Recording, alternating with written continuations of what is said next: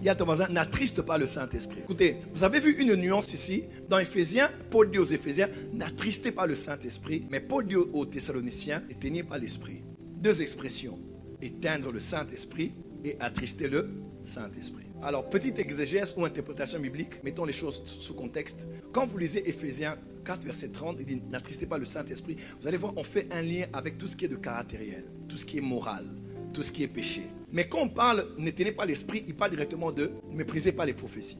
Il parle des manifestations spirituelles, des dons spirituels. Ces deux expressions parlent du fait d'affecter négativement le Saint-Esprit, mais par rapport à deux domaines différents. On attriste le Saint-Esprit lorsqu'on pêche, mais on éteint le Saint-Esprit lorsqu'on met le Saint-Esprit dans une boîte et on empêche à ses manifestations d'être effectives parmi nous. Lorsque tu pêches, tu l'attristes. Lorsque tu es rétractaire aux manifestations, tu les méprises. Tu te bloques aux choses de l'esprit. Tu te bloques aux manifestations, tu l'éteins.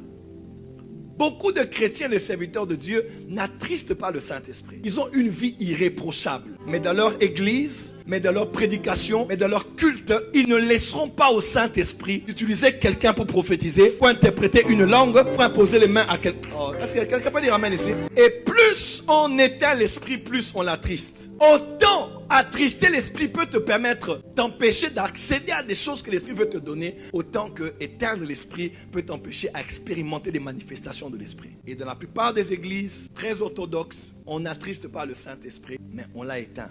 Méprise les manifestations. On dit que c'est du passé. On dit que c'est fini avec le dernier apôtre. Alors que la Bible déclare dans Hébreux 13, verset 8 que Jésus-Christ est le même hier, aujourd'hui et éternellement. Les 5 ministères sont d'actualité encore aujourd'hui. Les prophètes sont encore réels aujourd'hui. Les apôtres existent encore aujourd'hui. Les évangélistes, c'est les docteurs et les pasteurs. Et c'est le Saint-Esprit qui les appelle, qui les oint pour qu'ils manifestent Jésus dans le corps et qu'ils travaillent pour bâtir le corps. Quelqu'un peut dire amen très fort là-dessus.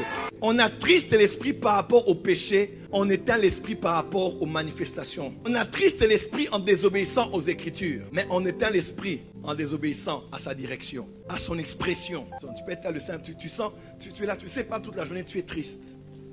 Des fois, ce n'est pas ta tristesse. La tristesse de celui qui habite en toi. Je ne sais pas, tu es mal à l'aise, tu es triste, tu ne sais pas, tu cherches qu'est-ce qui se passe, quelle mauvaise énergie est passée en toi, tu as vu quelque chose, tu as salué quelque chose, tu as lu quelque chose. C'est le Saint-Esprit qui est triste en toi. Écoutez-moi, la tristesse qui vient après avoir péché est la tristesse du Saint-Esprit. La tristesse qui continue après que tu aies confessé, qu'on appelle culpabilité, ne vient pas du Saint-Esprit. Parce qu'il est écrit, je pardonnerai vos péchés et je me